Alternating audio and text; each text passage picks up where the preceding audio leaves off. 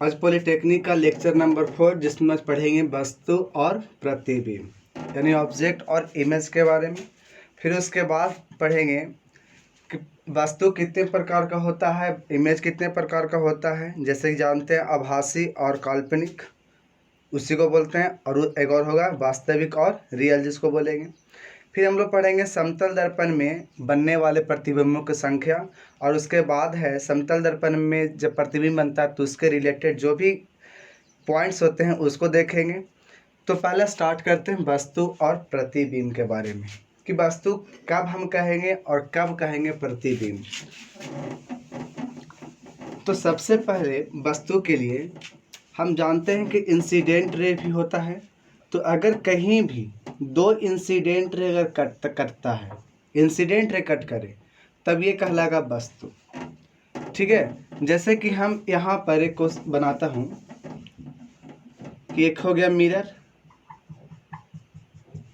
तो यहाँ से अगर कोई लाइट निकल रहा होगा तो यहाँ से लाइट निकला और ये लाइट यहाँ से निकला। तो जानते हैं कि लाइट जब निकलता है तो ये दर्पण से टकराने के बाद लौट जाएगा, तो ये भी लौट जाएगा दर्पण से टकराने के बाद। तो इधर तो देखिए ये जो लाइट आई इसे तो कटी हुई थी यहाँ पर, लेकिन ये दोनों तो काटा नहीं, तो इसे हम पीछे बढ़ा करके काट सकते हैं। जैसे हम इसको पीछे बढ़ा के काटे, तो अब यहाँ से क्वेश्चन है कि ये तो दर्पण था, तो दर्पण पर आने वाली किरण ये था, यानी ये होगा हमारा आपतित किरण, और ये भी होगा आपतित किरण। लेकिन दर्पण से टकराने के बाद जब गया है तो ये क्या होगा, परावर्तित किरण। तो बताइए ये आपतित किरण कहाँ से आ रहा है, यहाँ से।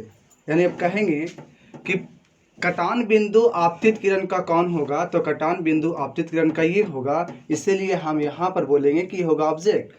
लेकिन परावर्तित किरण ये वाला और ये वाला है, तो ये दोनों कभी कटेगा नहीं। जब कटेगा नहीं तो प्रतिबिंब बनेगा नहीं। तो प्रतिबिंब बनने के लिए क्या होना चाहिए कि परावर्तित किरण को कटना चाहिए। तो इधर नहीं कटेगा तो हम इसको क्या करेंगे, पीछे बढ़ाएंगे। जब पीछे बढ़ाएंगे तो हमें पता चला कि यहाँ पे कटा है, तो यही वाला होगा प्रतिबिंब की स्थिति। तो सबसे पहली बात वस्तु किससे कहेंगे, तो intersection point of incident ray, यानी आपतित किरण का जो कटान बिंदु होगा उसी को बोलेंगे ऑब्जेक्ट, और जो परावर्तित किरण का कटान बिंदु होगा वो कहलाएगा इमेज। यानी अब यहाँ पर हम लोग देख रहे थे कि इसको बिना बढ़ाए हुए डायरेक्ट कट चुका था, इसलिए ये वाला होगा वास्तविक वस्तु।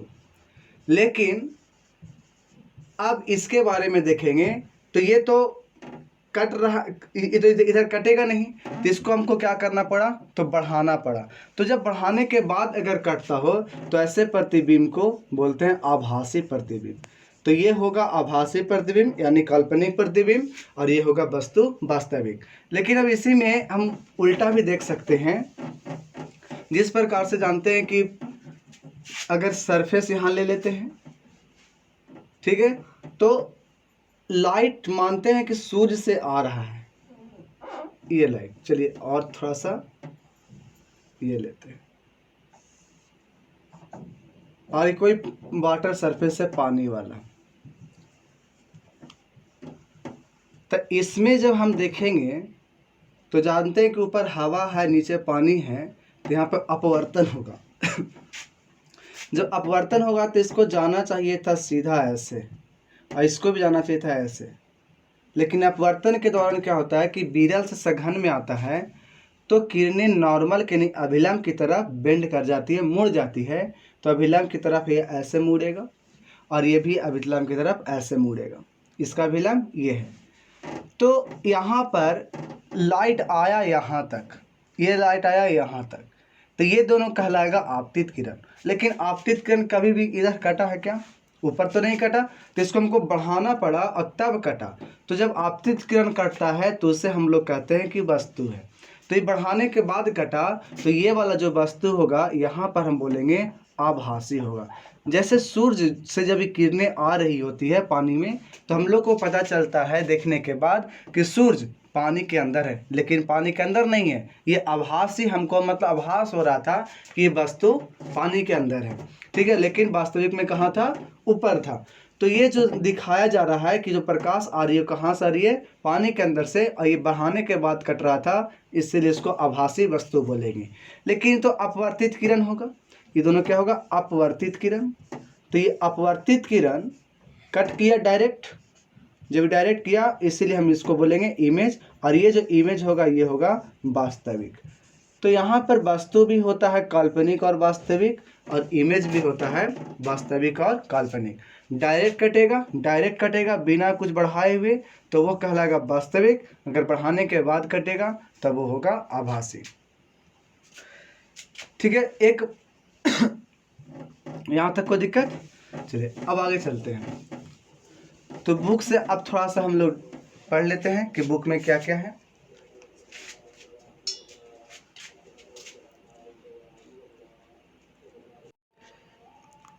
ये वाला पेज कंप्लीट कर चुके थे, ये भी पढ़ लिए। अब हमको यहाँ से पढ़ना था, तो स्टार्ट करते हैं कि इमेज क्या होता है, प्रतिबिंब क्या होता है। यहाँ पर वास्तविक प्रतिबिंब को ही, वास्तविक वस्तु को ही लेगा, बस आप काल्पनिक वस्तु को ये नहीं मानता है, क्योंकि जो लेवल है पॉलिटेक्निक का या कोई भी जनरल कंपटीशंस का 10th लेवल होता है, इससे ऊपर का लेवल इसमें नहीं आ सकता। तो इसलिए काल्पनिक वस्तु को नहीं ले सकता, सिर्फ ही वास्तविक वस्तु को लेगा।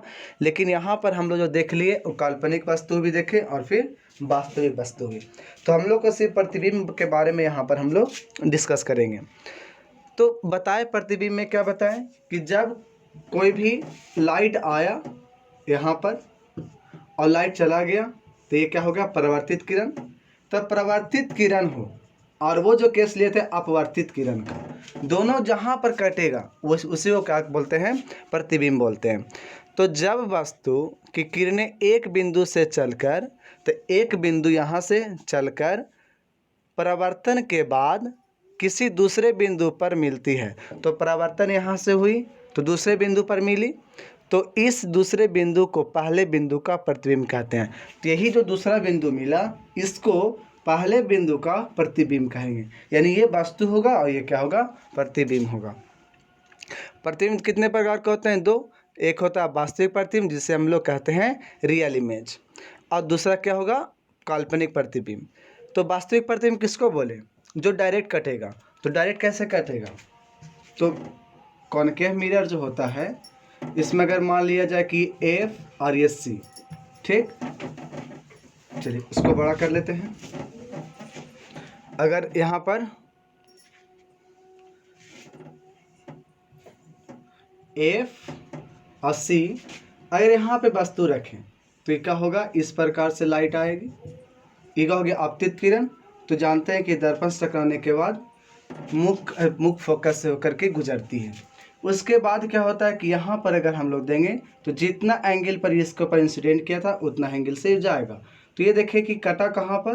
तो यहाँ पर डायरेक्ट कटा बिना बढ़ाए हुए। तो जब डायरेक्ट कटेगा तो यहाँ पर प्रतिबिंब क्या होगा? वास्तविक, और यहाँ पर वस्तु भी क्या है? वास्तविक। लेकिन अगर हम इसी का केस इस प्रकार से अगर लेते कि ये हो जाता हमारा अवतल दर्पण, और यहाँ पर फोकस, और यहाँ पर अगर हम वस्तु लेते तो जानते हैं कि अगर समांतर एक्स, मुख्य अक्ष के समांतर अगर कोई किरणें लेते हैं तो फोकस से होकर गुजरती है, तो फोकस से इधर जाती। और दूसरा जानते हैं कि अगर जितना एंगल से अगर हम लोग पोल पर उसको लाते हैं उतना एंगल से नीचे आता है। तो ये क्या होगा? इधर तो कभी कटेगा नहीं, फैलते जा रहा है। तो ये कहाँ कटेगा? इसको पीछे करने के बाद कटेगा। तो हम कह सकते हैं कि ये जो है बढ़ाने के बाद कटा, तो यहाँ पे प्रतिबिंब काल्पनिक होगा, और लेकिन यहाँ पर प्रतिबिंब वास्तविक था। प्रतिबिंब कितने प्रकार का? दो प्रकार का मिला, काल्पनिक और वास्तविक। तो काल्पनिक कब होगा? जब बढ़ाने के बाद कटे। और वास्तविक कब होगा? जब उसको अपने आप कट जाए। तो जब परावर्तन के बाद प्रकाश की किरण वास्तव में मिलती हो, वास्तव मतलब डायरेक्ट मिलती हो, तो प्रतिबिंब वास्तविक कहलाएगा। वास्तविक प्रतिबिंब को पर्दे पर लिया जा सकता है तथा यह सदैव उल्टा बनता है। तो देखिए ये था वास्तविक प्रतिबिंब। तो वास्तविक प्रतिबिंब हमेशा किधर बना? उल्टा। ठीक है, तो ये ऊपर का था वस्तु, यहाँ पर वस्तु ऊपर का था, लेकिन इसका प्रतिबिंब बना यहाँ किधर का, नीचे का। तो इस प्रकार से हमेशा याद रखेंगे कि जो वास्तविक प्रतिबिंब होगा वो उल्टा होगा। ठीक है, बड़ा भी हो सकता है, छोटा भी हो सकता है, उस पर कोई प्रभाव नहीं पड़ेगा, लेकिन जो काल्पनिक प्रतिबिंब होगा वो हमेशा सीधा बनेगा। अगर ऊपर के वस्तु था तो यहाँ भी काल्पनिक प्रतिबिंब हाँ ऊपर के ही बना है। तो याद रखना इस बात को।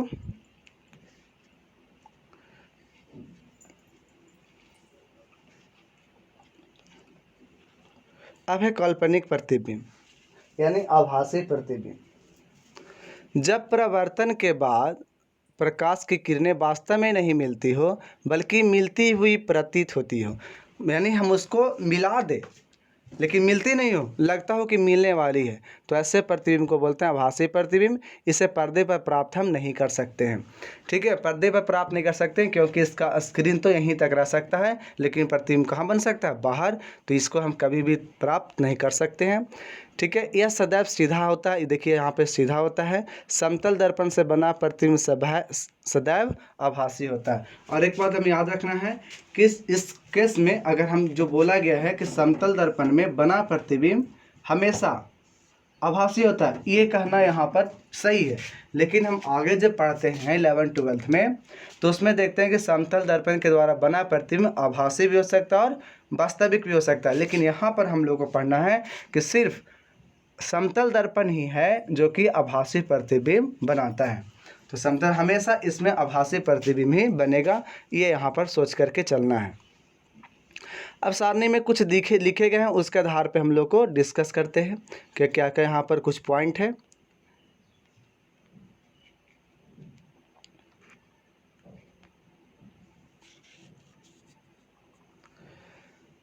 तो सबसे पहला है प्रतिबिंब में आभासी या काल्पनिक प्रतिबिंब। ये क्या होता है, कैसे बनता है? तो परावर्तन के बाद किरणें वस्तुतः नहीं मिलती हैं, परंतु काल्पनिक तौर पर मिलती हुई प्रतीत होती है। जैसे यहाँ पर देख रहे थे कि मिल नहीं रही थी डायरेक्ट, इसको लग रहा था कि हाँ ये जो है आ रहा था कहाँ से, कहीं एक पॉइंट से, तो लग रहा था लेकिन ऐसा था नहीं। तो इसीलिए यहाँ पे लिखा हो गया है कि बाद वास्तव में वो मिलती नहीं है लेकिन काल्पनिक तौर पे मिलती हुई प्रतीत होती है। इसके प्रकृति क्या है, तो हमेशा ये इसको सीधा बनेगा, प्रतिबिंब सदैव सीधा होगा, लेकिन इसे पर्दे पर प्राप्त नहीं किया जा सकता है। ये भी याद रखना है कि सीधा तो काल्पनिक प्रतिबिंब को कभी भी हम लोग पर्दा पे इसको प्राप्त नहीं कर सकते हैं। वास्तविक प्रतिबिंब में क्या क्या हो सकता है, तो ये परावर्तन के बाद वास्तविक तौर पर एक दूसरे स्थान पे मिलती है।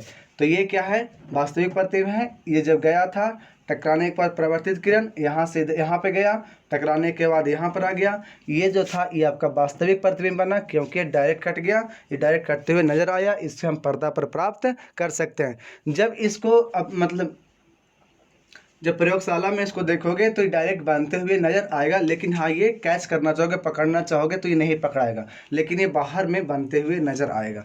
ये लेबोरेटरी में करके देखा जा सकता है, लेकिन काल्पनिक वाले को नहीं बना सकते हैं। प्रतिबिंब सदैव उल्टा बनता है, ये हमेशा प्रतिबिंब इसमें उल्टा बनेगा और पर्दे पर इसे प्राप्त किया जा सकता है।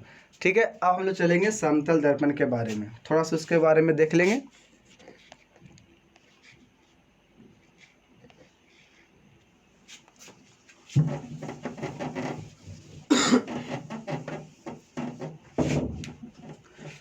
समतल दर्पण यानी प्लेन मिरर।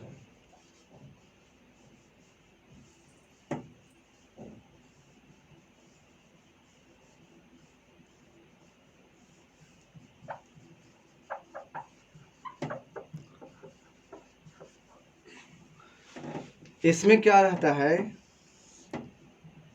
कि एक साइड सिल्वर किया रहेगा और एक साइड ऑब्जेक्ट रखेंगे, तो इसका प्रतिबिंब हमेशा इधर बनेगा। इसका कुछ रूल्स है नहीं, जो लॉ ऑफ रिफ्लेक्शन पढ़े थे कि जितना एंगल से इंसिडेंट करेगा उतना ही एंगल से ये रिफ्लेक्ट करेगा, इसी को यूज करते हैं। फिर जितना एंगल से इंसिडेंट करेगा उतना ही एंगल से ये रिफ्लेक्ट करेगा। तो यहाँ से देख रहे थे कि जितना एंगल से यहाँ पे इंसिडेंट किया उतना एंगल से ये चला गया। यहाँ पर भी वही बात है, तो यहाँ पर आई मान लेंगे, तो यहाँ पर भी आई मान सकते हैं क्योंकि दोनों आपस में बराबर होता है। जब यहाँ पर अगर आर मान ले तो यहाँ पर भी आर बराबर होता है। ठीक है, अब यहाँ से क्या करते हैं कि एक सीधा इस पर 90 डिग्री पर डालते हैं। तो जानते हैं कि अगर इसको सीधा अगर 90 डिग्री पर ही अगर आता है अभिलंब के दिशा में, तो अभिलंब की तरफ ही वो मुड़ जाती है। तो अब देख रहे थे कि ये तीनों के तीनों यहाँ पे आपतित किरण था, लेकिन परावर्तित किरण एक ये है, एक ये भी है और एक ये है, तीनों कभी नहीं कटेगा इस डायरेक्शन में। तो क्या करेंगे, इसको हम पीछे की ओर बढ़ाएंगे। तो पीछे इसको हम लोग बढ़ा रहे हैं, तो लग रहा होगा कि यहाँ पर जाकर कटा है, तो ये कहलाएगा इमेज और ये कहलाएगा ऑब्जेक्ट। हम लोग को यहाँ पर एक चीज़ देखना है कि जिसमें जानते हैं कि जितना दर्पण से वस्तु की दूरी होती है उतना ही दूरी होती है प्रतिबिंब की। तो कैसे प्रूव कर लेते हैं, ठीक है। यहाँ पर देख रहे हैं कि नॉर्मल यहाँ पे हम लोग खींच सकते हैं इसको डायरेक्टली। तो ये वाला नॉर्मल सीधा चला गया और ये वाला किरणें ऐसे आ गई सीधा है। तो जानते हैं कि अगर कोई भी इस प्रकार से हो तो ये दोनों एंगल क्या होता है, बराबर होता है एकांतर कोण से। तो यहाँ पर जब आई है तो यहाँ पर हम देख सकते हैं कि आई होगा। जब ये आई होगा, जब ये समांतर जब दो किरणें जब दो लाइन रहते हैं उसमें एक तिर्यक छेदी रेखा होती है, ट्रांसवर्सल लाइन होती है, तो जितना कोण ये होता है उतना ही एंगल ये होता है। तो अगर ये आई है तो यहाँ पर भी ये होगा आई। इसी प्रकार से ये अगर 90 डिग्री है तो ये भी 90 डिग्री है।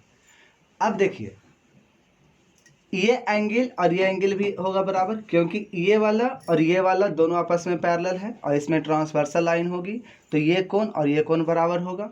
तो ये कोण इसके बराबर, ये कोण इसके बराबर, तो ऑब्वियसली ये वाला भी एंगल का होगा इसके बराबर होगा। और ये में एक साइड क्या है, कॉमन है दोनों में। तो जानते हैं कि अगर एक साइड कॉमन हो और दो एंगल बराबर हो तब त्रिभुज सर्वांगसम हो जाता है, तब त्रिभुज सर्वांगसम हो जाता है। जब त्रिभुज सर्वांगसम हो जाएगा तब सारे भुजा बराबर हो जाएंगे। तो ये वाला भुजा इसके बराबर हो जाएगा, ये वाला भुजा इसके बराबर हो जाएगा, और तब हम यहाँ से कह सकते हैं कि जितना दूरी यहाँ पे ऑब्जेक्ट था उतना ही दूरी इमेज बनता है। जब यहाँ पर पॉइंट ऑब्जेक्ट था तो यहाँ पर इमेज भी बना है सब पॉइंट, यानी प्रकृति में अगर देखा जाए तो काल्पनिक तो बनी लेकिन और सीधा भी बनी, कभी भी इसका साइज बदल नहीं सकता। लेकिन हम कॉन्केव मिरर या कॉन्वेक्स मिरर को जब देखेंगे तो वो क्या करता है कि अपना मतलब जो प्रतिबिंब बनता है उसका साइज बड़ा भी कर सकता है, छोटा भी कर सकता है। लेकिन इसको में प्लेन मिरर में ही खासियत है कि इसका कभी भी बड़ा और कभी छोटा नहीं, जितना साइज का ऑब्जेक्ट है उतना ही साइज का इमेज बनाता है, और जितना दूरी यहाँ पर प्लेन मिरर से रहता है ऑब्जेक्ट की उतना ही दूरी प्लेन मिरर से इमेज के भी रहता है, लेकिन अपोजिट डायरेक्शन में। ठीक है, अदर साइड में उसको पाया जाता है। ऑब्जेक्ट और इमेज कभी भी एक साइड नहीं रहते प्लेन मिरर में, ये भी खासियत है, ये भी हम लोग को ध्यान में रखना पड़ेगा। तो ये तो हम देख रहे थे कि जितना दूरी ऑब्जेक्ट उतना ही दूरी इमेज। इसी में कुछ कॉन्सेप्ट आ जाता है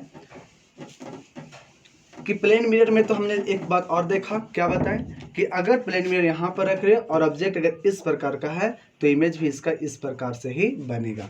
अगर ऑब्जेक्ट आपको इस प्रकार से है तो ये वाला नज़दीक में है तो नज़दीक में बनेगा, क्योंकि इसकी दूरी कम है तो इसकी दूरी भी कम होगी। और ये नीचे आ रहा था लेफ्ट की ओर तो यहाँ जाएगा राइट की ओर। इतना ही अंतर है कि लेफ्ट से बन जाएगा राइट और राइट से बन जाएगा लेफ्ट, लेकिन अप पे है तो अपर ही बनेगा और जो लोअर पार्ट है वो लोअर पार्ट ही बनेगा, ये कभी भी चेंज नहीं करेगा। ठीक है, चेंज ऐसा ये वाला कब कर सकता है, जब हम लोग मिरर इस प्रकार से लेंगे तब ये दोनों चेंज कर जाएगा, लेकिन ये चेंज नहीं करेगा। अब देखिए यहाँ से राइट में गए तो यहाँ लेफ्ट, देखिए यहाँ से राइट में गए थे यहाँ पहुँचे तो यहाँ से हम लेफ्ट में आना पड़ेगा, मतलब ये नज़दीक है तो ये भी नज़दीक है। अब ये जब नीचे आ रहे थे तो ये भी नीचे आएंगे ठीक है, लेकिन अब देख रहे थे कि यहाँ इस प्रकार से इतना दूरी पे तो इतना दूरी पीछे जाएंगे तो हमारा इस प्रकार से, तो यानी इसका प्रतिबिंब हमारा ये बनेगा। तो आप लोग से क्वेश्चन है अभी प्रैक्टिस के लिए कि बना करके थोड़ा सा पॉज करके बना करके देखना है इसका प्रतिबिंब कि किस प्रकार से इसका प्रतिबिंब बन सकता है, फिर हम इसको डील करेंगे। ठीक है, पॉज करके इसको बना के देखिए। ऑब्वियसली बन गया होगा। तो देखिए क्या करना है कि ये वाला लाइन इतना थोड़ा सा नज़दीक है, मतलब थोड़ा सा नज़दीक पर हमने एक लाइन ले लेंगे। इसके बाद यहाँ से लेफ्ट आना है, मतलब यहाँ से हमें राइट जानी होगी। फिर यहाँ से लेफ्ट आना था, मतलब यहाँ से राइट जाएंगे और फिर लाइन सीधा आ गया। अब जब देख रहे थे कि नीचे वाले लाइन से ऊपर जा रहे थे, मतलब इसे नीचे से हम कहाँ जाएंगे, ऊपर, फिर नीचे से ऊपर, मतलब अब हमारा ये पैटर्न प्राप्त हो गया। तो इस प्रकार से हम देखें कि इस झंडे का प्रतिबिंब इस प्रकार से बनता है समतल दर्पण में।